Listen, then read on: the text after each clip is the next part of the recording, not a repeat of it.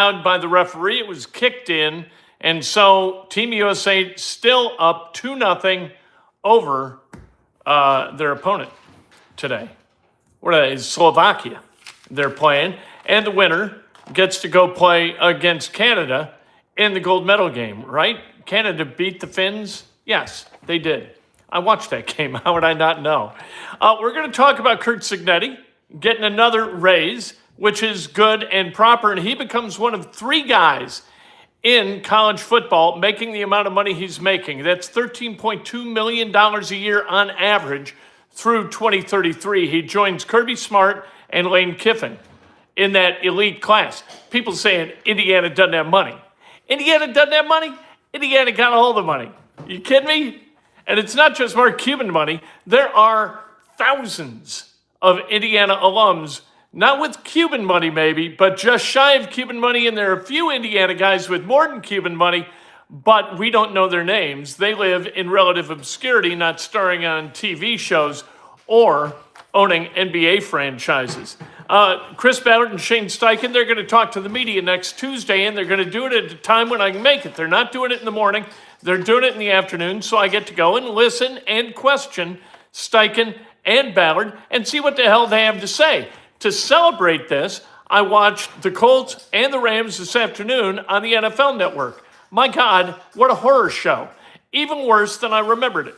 I forgot all about the A.D. Mitchell, not the drop of the football. That I remembered. That seared into my head. No, the hold as he was asked to block and what wound up being a 50-plus yard touchdown romp by Jonathan Taylor. Disallowed because A.D. Mitchell tackled a defensive back instead of blocked him. Man, some guys just don't learn. That had to be one of the worst days. I'm not even sure he realized how bad a day that was. That was such a bad day for A.D. Mitchell that now he's a member of the New York Jets. And he's going to be coordinated by their new offensive coordinator there with the Jets, Frank Reich. Good luck with that. If ever a coach and a player deserved one another, Reich and Mitchell are those two. Also, my God, like Xavier Howard, I kind of forgot all about him as a reason that the Colts had trouble at one point in the season. Puka Nacua, he's still having nightmares. Nakua's not having nightmares. Xavier Howard's having nightmares about Puka Nacua, who had 13 catches, a touchdown, and including the game-tying touchdown with like 5 minutes left in that game. There is no way the Indianapolis Colts should have lost that game.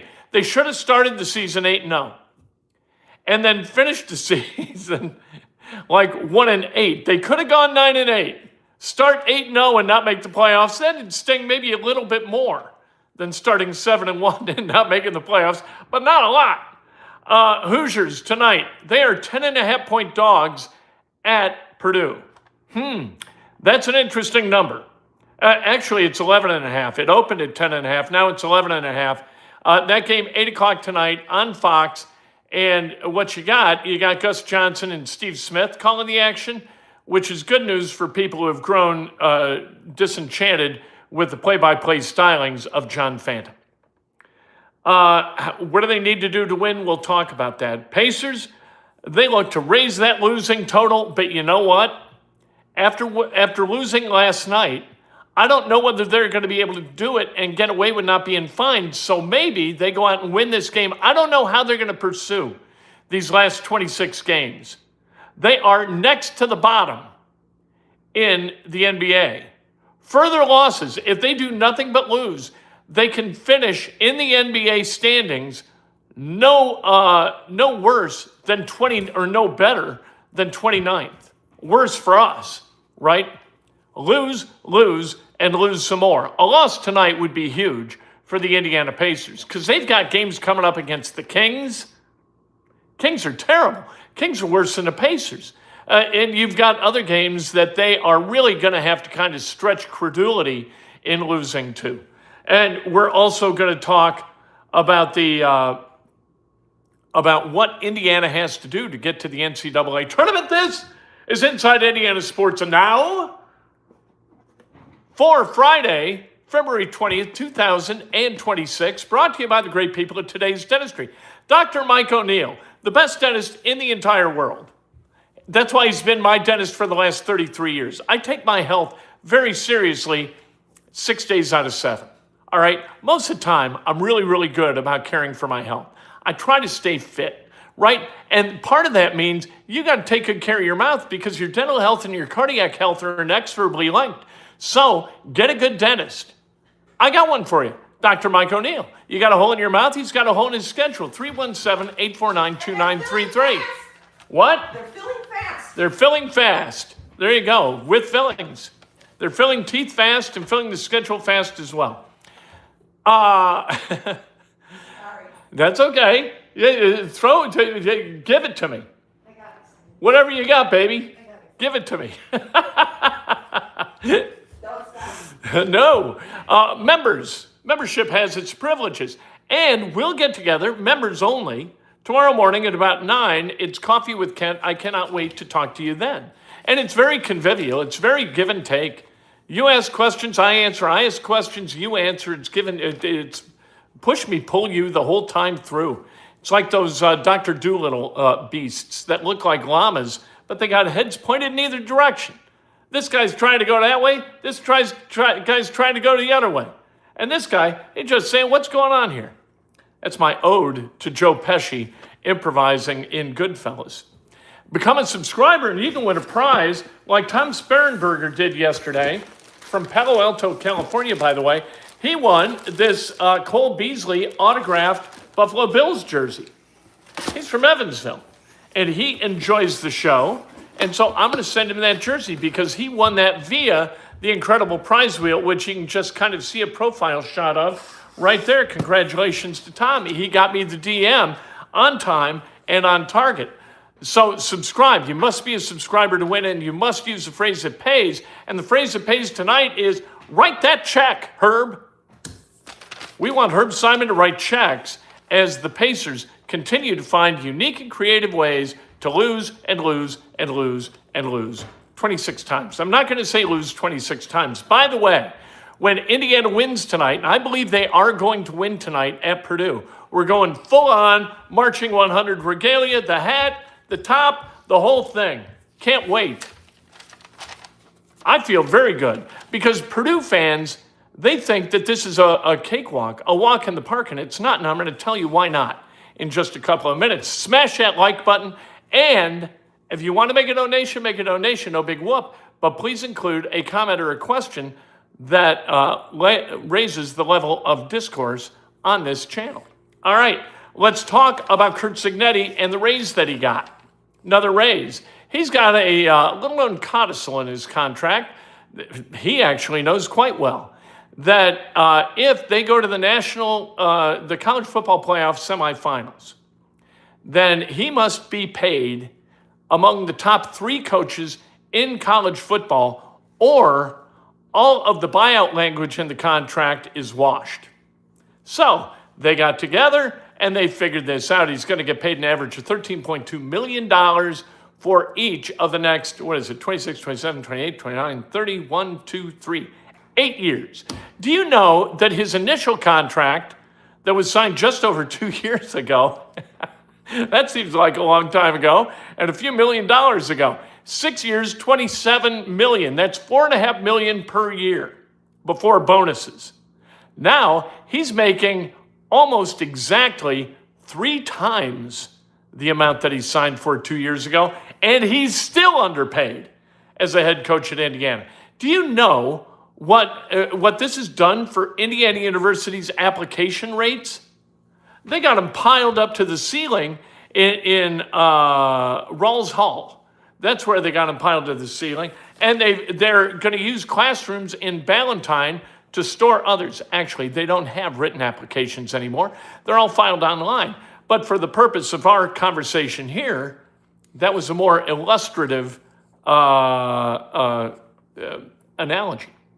But he's going to make bank. And he is now, along with Kirby Smart and Lane Kiffin, the highest paid coach. Those are the 3 highest paid coaches in college football, making more than Ryan Day. You don't think that pisses off Ryan Day? You don't think Ryan Day's saying, what the hell?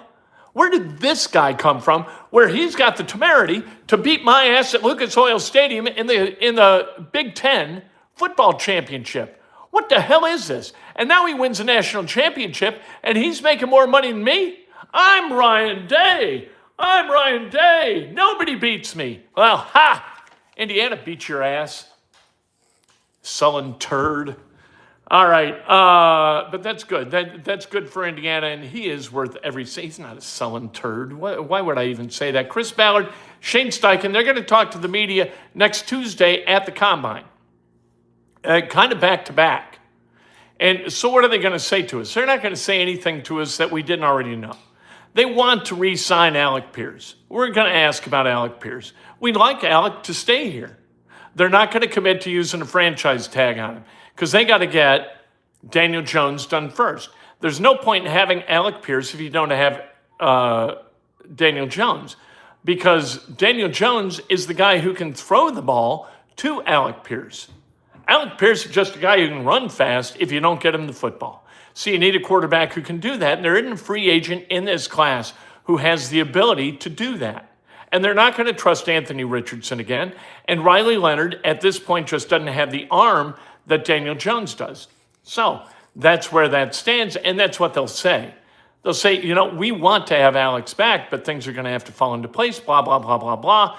We're going to ask about the draft, and they're going to say, we're drafting 47th. We have no idea who's going to be available. At 47, you take the best player available, the best player left on your board. That's what they're going to say, but they're going to, at least Chris Ballard is going to precede all that by saying, look, that's what he's going to say. We're going to find out stuff. I watched today because I'm trying to dig back into the season, and so the NFL Network made it real easy for me today. They put the replay of the Colts and the Rams on their network this afternoon, and so what did we see? We saw A.D. Mitchell drop the ball just before getting into the end zone on what would have been, I think, a 77-yard touchdown pass. Heartbreaking. We also saw a holding call on A.D. Mitchell on a Jonathan Taylor 50-plus yard touchdown run with 2:16 left in the game that would have tied the game. No. Wait. Is that right? I think so. I think that's right. We saw Xavier Howard being trusted to cover Puka Nacua. Nacua responded with a career best at that point, 170 yards receiving on 13 catches, and a game-tying touchdown with 3:20 remaining. Yes, that would have given that. So the game was tied. JT would have taken it to the house. That would have given the Colts the lead, would have given them a 7-point lead if Schrader made the extra point, which I believe he would have. Then we saw 10 on the field defensively for the Tutu Atwell game-winning 88-yard touchdown catch. Mekhi Blackmon tripped, fell. Atwell wide open. Stafford hit him, and off to the house he went because the Colts only had 10 on the field. We also saw Jared Verse abuse Bernard Ryman. Love Bernard Ryman, think he's a terrific left tackle, but he did not have a good day against Jared Verse. Colts have to get stops this year. That's what they got to. If they want to win, they got to get stops.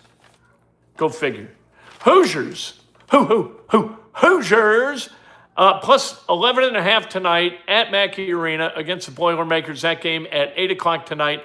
We already made fun a little bit of John Fanta, which is what we do. We should make a little bit of fun of Gus Johnson. We don't do that nearly enough. He is one of those me guys. He's like the anti-Kevin Kugler. Kevin Kugler does a game, you're not really sure he did the game. You know what I mean? He's that guy. By the way, he was on the call of that the Rams-Colts game. I like Kevin Kugler. I think he's a really good play-by-play guy, but there's nothing really distinctive about him. There's nothing that makes you think, oh, it's a Kevin Kugler game, like there is with Gus Johnson. Kevin Kugler makes the game the star. Gus Johnson wants to be the star. That kind of rubs me the wrong way. Steve Smith's going to be alongside to get his 2 words in whenever Gus takes a break. What what needs to happen in order for Indiana to get this win, which I believe they will? Connor Enright has got to be a living, breathing pest for Braden Smith. Cannot let Braden Smith breathe. Be aggressive, frustrate the living hell out of him, but don't do it to the extent that they call you for fouls. Because if you pick up that second foul in the first half, that game's over. That's how Purdue wins this game. You attack Connor Enright, and you put him in a position where he fouls you, and he picks up the second in the first half, the third early in the second half, and it's fire up the bus because you're on the way back to Bloomington with an L. Fletcher Lawyer, we've talked about this. Purdue is 12-0 when he hits 3 threes or more. Can't allow that to happen. Nick Dorn has to have a night similar to the one that he had on January 27th at Assembly Hall. He was 4 of 9 from beyond the arc, scored 18 points. We need that Nick Dorn tonight at Mackey Arena. And so we want him to hit 4. The other guys, they got to combine to hit another 9 threes. Got to hit 13 threes to beat Purdue tonight. That'd be a lot. A win and all that stands between Indiana and a trip to the NCAA tournament, a win against Northwestern next week, and a win against Minnesota at Assembly Hall. All they need 3 more wins. You get that win tonight, you're in good shape. You're going to beat Northwestern and Minnesota. You're going to beat both of them.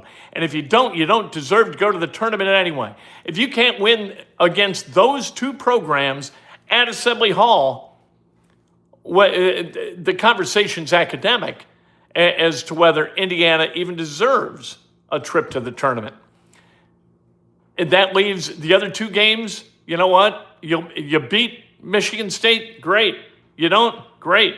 You beat Ohio State at Ohio State, great. You don't, great. If you win tonight. If you lose tonight, you need one of those 2. Winning one of those 2, if there's a loss tonight, Indiana winds up 11-9. What cannot happen, you cannot go 2-3 down the stretch and wind up 10-10 in Big Ten play. Because if you do, then you are square smack on top of the bubble. And nobody wants to be on the bubble. Nobody wants to go to Dayton Tuesday or Wednesday, the first week of the NCAA tournament, for the fake play-in nonsense. We don't want that. So get the win tonight. Make that happen. Pacers look to add to their losing total in Washington, D.C. tonight against the Wizards. They lost successfully last night, 112-105 to the Wizards. Maybe tonight, a little more of that is on tap. Wouldn't that be nice?